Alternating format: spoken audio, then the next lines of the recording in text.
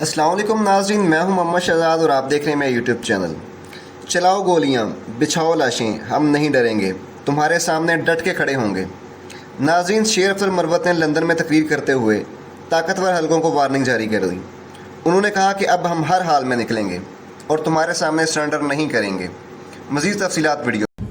کیوں کر ہم سر جھکائیں؟ آپ کے مار پیٹ سے، آپ کے ڈنڈے کی وجہ سے، آپ کے ٹیئر گیس کی وجہ سے، آپ کی شیلنگ کی وجہ سے چلے گی مارے۔ کتنی دفعہ آپ نے مارا، ہمارے ورکر پہ گولیاں چلائی، لیکن اب ہم طے کر چکے ہیں کہ ہم نکلیں گے۔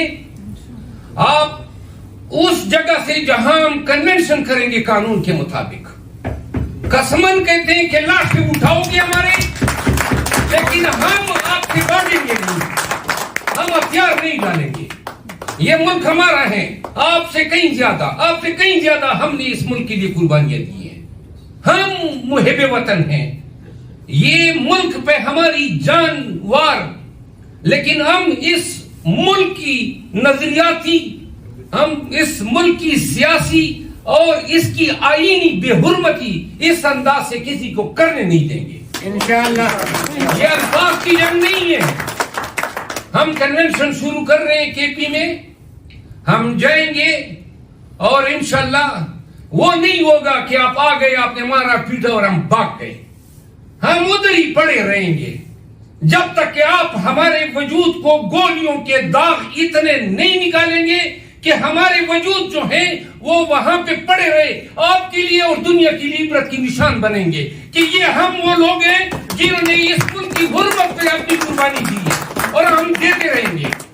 اور یہی انشاءاللہ قربانی ہوگی ہماری کہ جب ہمارے خون سے انشاءاللہ پاکستان کی نئی جمہوری تاریخ لکھی جائے گی۔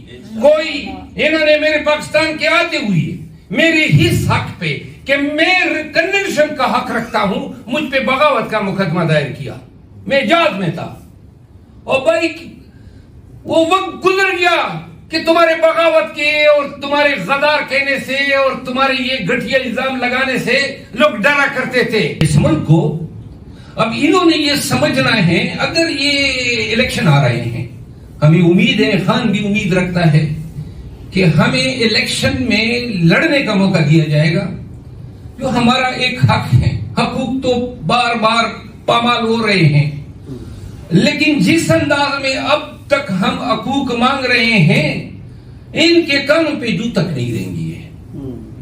الٹا آپ کا جو ہمارا حق ہے اسمبلی کا، باہر نکلنے کا، جلسہ کرنے کا، کنونشن کرنے کا، سیاسی اپنی وابستگی بتانے کا، جلسہ کرنے کا، جھنڈا جو ہے وہ لہرانے کا، وہ سارے حقوق ہمارے، صرف ہمارے، باقی سب پارٹیوں کو حاصل ہے۔